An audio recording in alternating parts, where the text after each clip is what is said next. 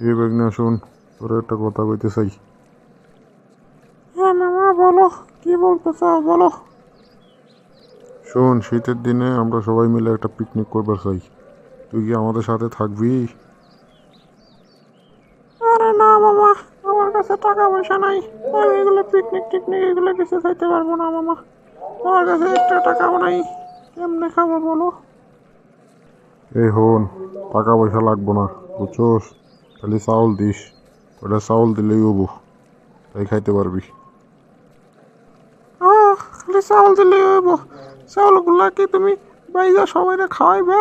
হ্যাঁ, খালি চাউল দিলে কেমনে হইব? এই বেগনা, ওই পাড়ার ওই ভিক্ষাচার বাড়ির কয়টা হাঁস আছে, ওইখান থেকে হাঁস একটা চুরি করে নিয়ে আসবো, বুঝছোস? আজকে রাইতেই ওইটা দিয়ে পিকনিক করবো, তুই খালি আমাদের সাথে থাক।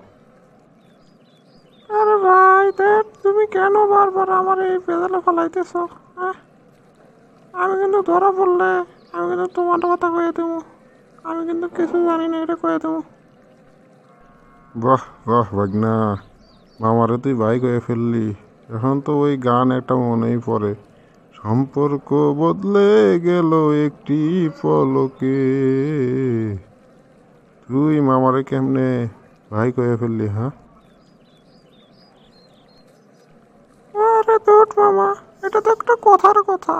হ্যাঁ, আমি কি ইচ্ছা করে তোমার কইছি? এটা কথার কথা একটু বলে ফেলছি, এটাই তুমি ধরে রাখছো। হ্যাঁ, আচ্ছা চল তাইলে পিকনিকের কার্যক্রমগুলা শুরু করে দেই আমরা, আর বসে থেকে কথা বথা না কই, চল আস্তে আস্তে সবার বাড়িতে যাই, খেলগুলো তুলি, পরে রাইতে রফিক স্যার এখান থেকে আসাই না এক করে শো করে দেবো, সেই মজা হবো, বুঝছো?